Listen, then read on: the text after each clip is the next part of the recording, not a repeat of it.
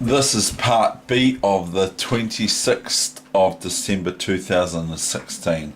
Now this is a game I played. This player was rated 1900. We had a win each. I would lose the first game, 5-minute game, but I really enjoyed this game, and so I'm looking forward to showing you this game. And this is what happens when sometimes when you gambit a pawn against a strongish player, they take the money and run. And so this is what happened here. But this is a really good game. I enjoyed it, and even though I lost it.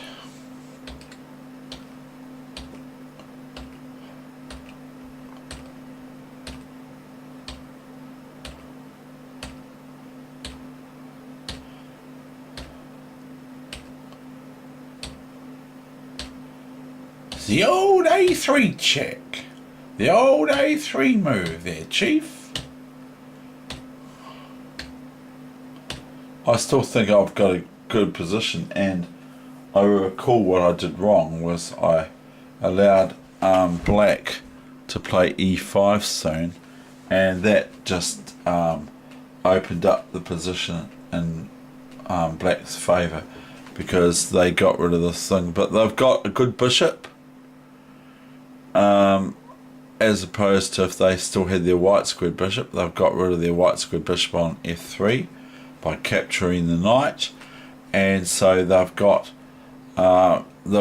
these pawns like this, obviously, but they got one pawn up because I've gambited one. Now I played this move, and that's now opened that up. So I go D5. Probably better even is pawn takes pawn, knight takes pawn, queen here, and even if knight takes bishop, rook takes and doubling up or something like that is probably better than what I played, D5. D5 was still okay, but it just got to where black successfully swapped things off, and it was favourable to them to swap off.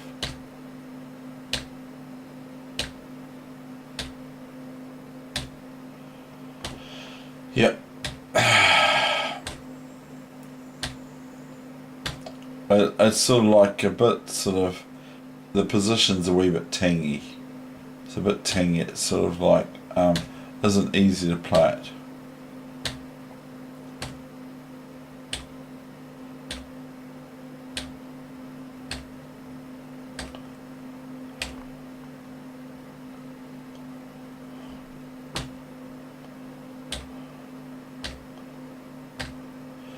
See, this pawn here is actually weak, and I was thinking black would play knight here and just start attacking that pawn, and there's nothing I can do about it.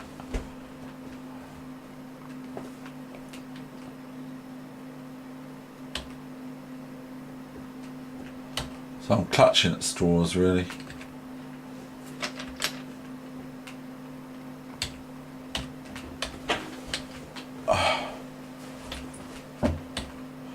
That's pathetic.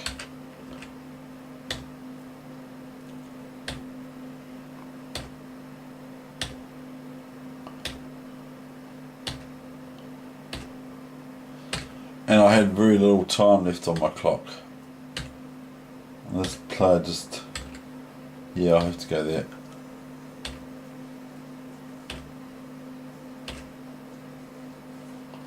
Just annoying. Black is really annoying. And so now this pawn's attacked twice. So after this, now I've got a better move I've just seen. Maybe I haven't. Yes, I have. I've got a better move. Oh no, I haven't. Because this bishop's on. If I take this rook here, knight takes, then all of a sudden I've got to look after this bishop. So this is quite difficult to play in 5-minute chess. Because it's check, you see. And that's it, it's all over now. Just building it up. And we got the big check now. It's really annoying. Black must have been losing on time because I wouldn't have played on otherwise.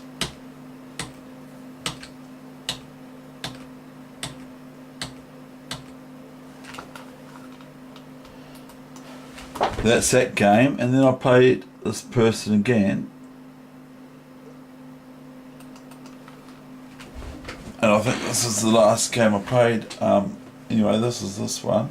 So this is part B of the 26th of December, Monday 2016, and the time is getting on to 4:30 in Christchurch, New Zealand, or in New Zealand. So here I'm black, and I enjoyed this game a lot.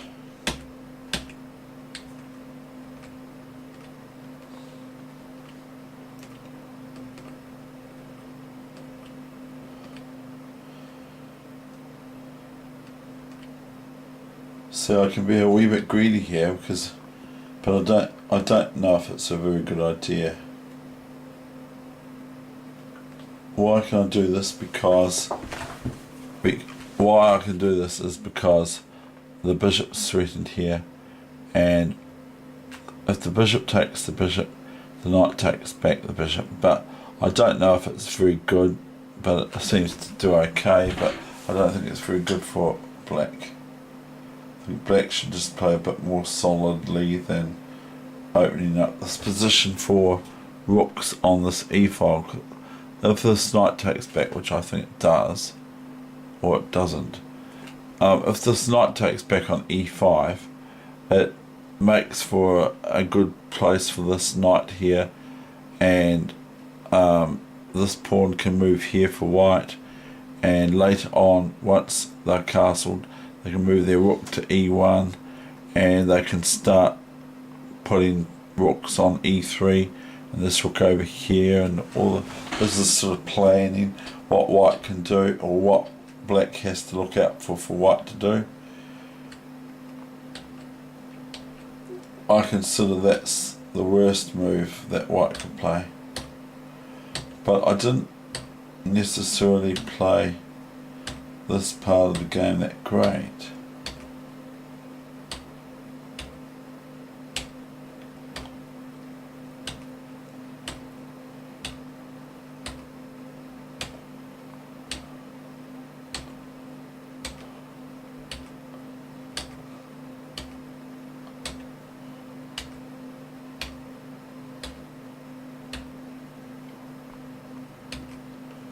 See, so so after king here, so I'm threatening queen check, queen takes knight, and queen takes rook, etc. That's pretty horrible. So white plays king up, and I just couldn't help myself. I just had to take it. I wanted to take the knight and the rook for the queen. So it's almost equal. Plus I've got this really strong pawn on a3, which I can eventually I can put a rook here, a rook here, a rook here, and that sort of stuff. So whereas white's almost just looking on because their bishop's not exactly great, and I've just got this sort of idea going on in my head, and also white can play rook here, and if rook here, rook here, and if rook here, rook here, and then if rook here, so repeating the moves and asking the question of the black rook of whether they're going to move it or lose it. So here comes this other rook. Meanwhile, white's just about only looking on.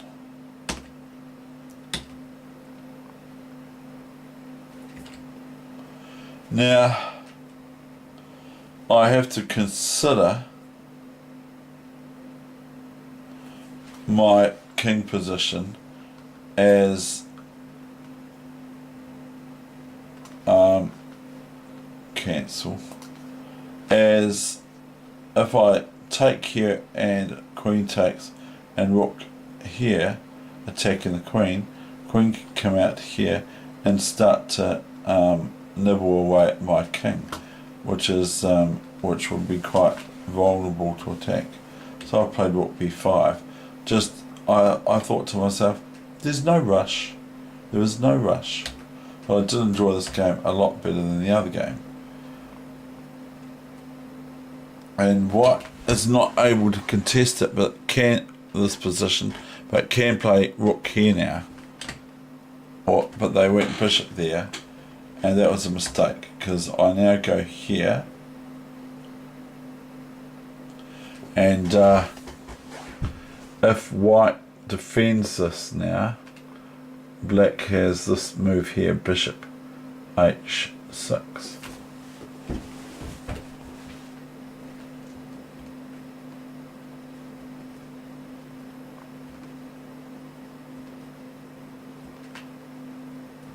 Now I'm just being a bit of a nuisance here because I'm just threatening rook d3 here, and that pins the queen against the rook, the king I mean. So if I get my rook in here, it pins this queen to the king here, and so, or skewers it or something like that. I can't quite remember what the terminology is. So I have to find my way in here, and this is it. Now Black has won, because why has Black won?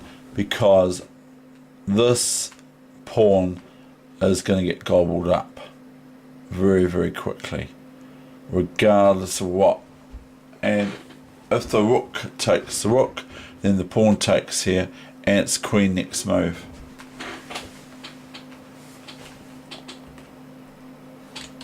So the computer said for White to play rook f1. Whereas if rook f1, Black just plays rook a2 and threatens rook g2, checkmate. So White would have to can't play rook up now, because then we've got two rooks here, and it's just rook takes, queen takes, rook takes, king takes, and bishop here, and swap this bishop off because it's got to be swapped off, can't do anything. Knight takes here, and then the knight can come here, here, here, here, and gobble. Or it can go here and here and here and start gobbling these pawns. So that's what you can do at this time of the game. You can actually just about see all the moves, but it's not like I'm analysing 20 moves or 10 moves or something. I'm just going, this is what I do. I swap this off, so I'm scheming, and even if I take it like that, I can go up here, king can come up here, I can king up here, and then this pawn can run. So White would go rook there, pawn there, to stop that pawn from running, because it gets quite dangerous like that. So anyway,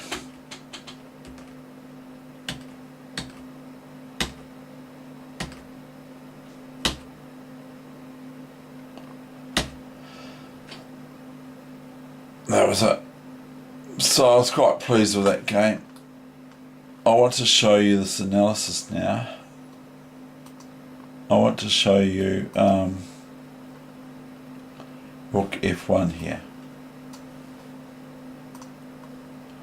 I go rook takes pawn. Now all that White's got is this.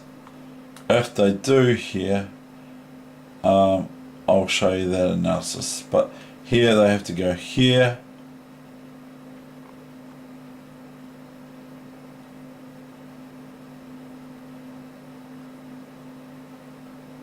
and then the computer is showing me this move.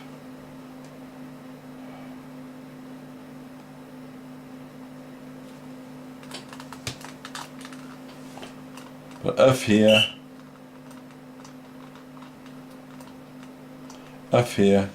then rook takes, queen takes, rook takes, king takes, and guess what I've just seen? Pawn there. It's all over. Okay. Anyway, that's the end of the 2 sessions for today. This bonus one, all these games I really liked. Even the one I lost, like I've said, I even liked that. It was a really, really good game. And so this was sort of like in default of no lesson yesterday on Christmas Day. Thank you.